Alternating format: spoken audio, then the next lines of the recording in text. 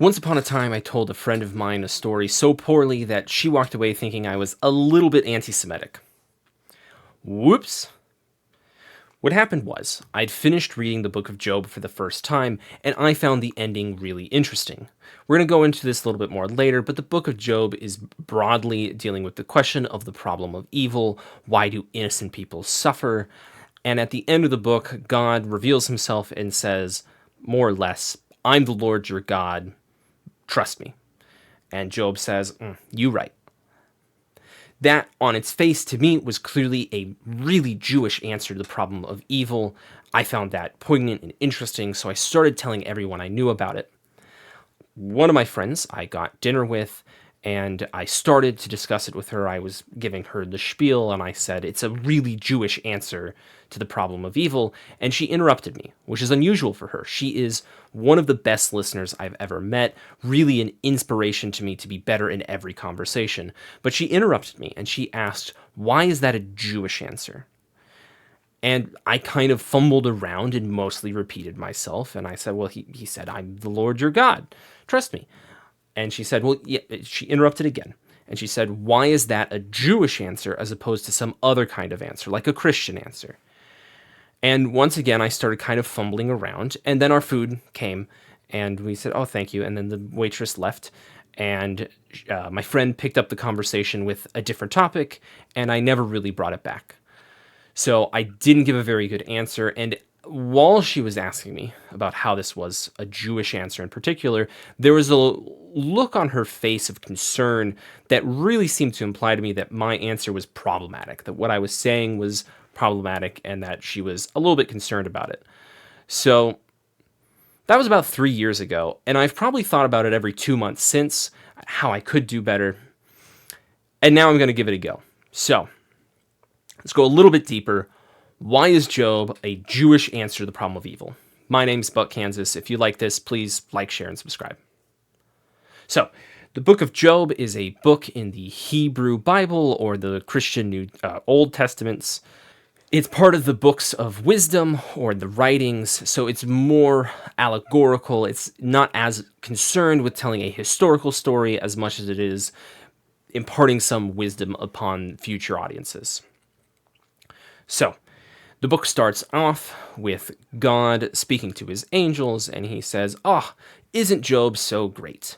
And Satan slithers on up and says, well, Job's innocence is really pointless. You've shielded him from all suffering.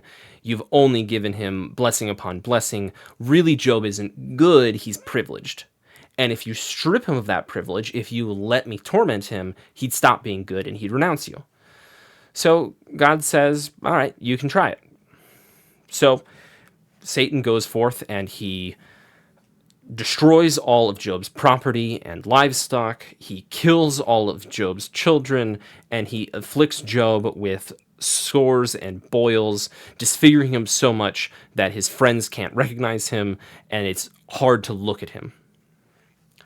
Job rips his cloak, throws some dust in the air above his head, and says, God giveth and God taketh away. But nonetheless, he's anguished, and his friends hear, 3 of his friends, hear about his suffering, and they come to give him some comfort. They see him from a ways off. They don't recognize him. They rip their cloaks in anguish over his disfigured state, throw dust up in the air above themselves, and then sit with him for 7 days in that misery. After 7 days, Job speaks up, and he says, why am I allowed to suffer so much? I am an innocent man. This is basically a summary of the problem of evil. The problem of evil is a famous philosophical argument against theism in particularly, but sometimes religion a little bit more broadly. It revolves around the question of why do innocent people suffer, and it's particularly poignant against theism because theism, at least classical theism, presupposes that God is all-knowing and all-powerful and all-good. And so this question of why do innocent people suffer pushes on the idea that if God is all-knowing and all-powerful, surely there shouldn't be any suffering unless he isn't all good. So it's pushing on the idea that these 3 things can't coexist, and every monotheistic religion has given some kind of answer to this problem. So, what answer do we see in Job? Well, after Job proclaims his innocence, his friends say, actually, you must not be innocent. You must have secretly sinned, and your children must have secretly sinned, because God is good and just, and so you're being punished for your sin. You ought to be patient and accept this discipline, because it'll make you a better person. Just accept that you have sinned and deserve the punishment that you are receiving. And Job replies, I wish that were true. If it were true that I had sinned to deserve such punishment, then I wouldn't be in an existential crisis.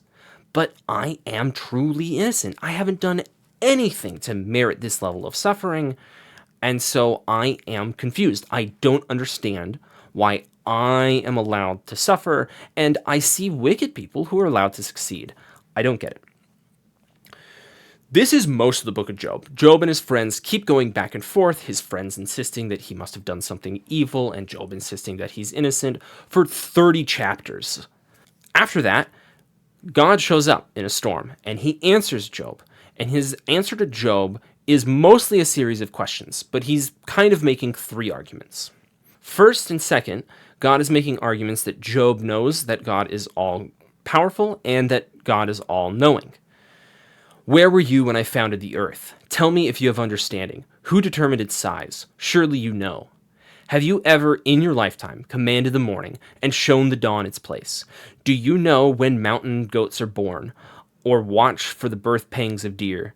Number the months that they must fulfill, or know when they give birth? And then God puts forth his third argument. Would Job, from his place of lesser power and lesser knowledge, try to replace God?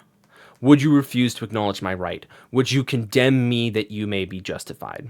God puts forward the idea that Job ought to trust in God's authority because God is more powerful and thus able to do things that Job doesn't know, and he is more intelligent. He is all-knowing, so he knows the effects of his actions more than Job does. So Job acknowledges that he spoke out of ignorance and repents of his doubt. And then God says, you're good, and restores Job to health and wealth and gives him more children. A happy ending all around. This is a really Jewish answer. In effect, the answer of Job is that you, the audience, already know that God exists. You already know about his power. You already know about his wisdom. So you can take him at his word that he's good. That's an argument that isn't broadly appealing today because it wasn't written for people today. It was written exclusively for the Jewish people. The argument of Judaism, broadly, is that your ancestors were delivered from Egypt in a really obvious miraculous event, and they testified to the fact that that is what happened to them, so you can trust your ancestors that God does exist. It's an inherited knowledge for you. It's not supposed to convince anybody else. Judaism isn't broadly interested in spreading. All the claim of Judaism is that we Jews, I'm not Jewish, royal we, from their perspective, we Jews are the chosen people. We know God has chosen us and he's done right by us. So we believe him. So when God tells us to do something, we do it. If you go and read a lot of the Hebrew Bible, you see this argument again and again and again. In Leviticus, it's laying out a lot of the moral laws of God and telling us what we are and aren't allowed to do. For example, chapter 18 sets forward some rules about sex, and it says, you are not to have sex with your relatives. I am the Lord your God. Don't have sex with your mom because I am the Lord your God. He doesn't provide a detailed explanation for why it's immoral. He says, I'm God, so you're not allowed to do that because I'm telling you. This is distinct from most religions because most religions, particularly modern religions, are interested in spreading. So if you take Christianity, for example, Christianity is not just for the Jews. It's for the Gentiles as well. It's supposed to be for all peoples. And so for Christianity to transfer from Judaism, it needed a more detailed answer. And I would say that some of the answer of Christianity to the problem of evil is in Jesus. Jesus' story mirrors Job's story in a meaningful way. Job was a perfectly innocent man who was caused to suffer greatly. Jesus was a perfectly innocent man who was caused to suffer greatly. What's different is that in Jesus' story, one, he's God. He at least claims to be God. And so the argument is somewhat that God is putting his money where his mouth is. In the book of Job, God is saying, you, Job, suffer, and you should take my word for it that it is meaningful suffering, even though you can't see it's meaningful. In Jesus' story, Jesus is saying, I am God, we are going to suffer, and I promise that suffering has deeper meaning, even if you can't see it. The second way I would say that Jesus' suffering is distinct from Job's is that Jesus claims that his suffering brings about salvation for all peoples. He gives an explanation for why his suffering actually isn't meaningless. It only seemed meaningless before he revealed its importance. That his torture and death on the cross was actually the most important thing to ever happen, not meaningless. So, the Christian answer to the problem of evil in Jesus is very different from the Jewish answer to the problem of evil in Job, because the Christian answer is trying to be evangelical, whereas the Jewish answer is merely trying to preserve a faithful community. Now, I also know that the Muslim answer to the problem of evil, or I should say a Muslim answer to the problem of evil, is distinct from this Jewish one because Islam is also interested in spreading. But I think that's enough to answer the question today. If you'd like another video talking about how Islam, Buddhism, Hinduism answer the problem of evil, I'd be happy to make those videos. But for today, that's going to be it. Thanks so much for listening. My name's Buck Kansas. Adios.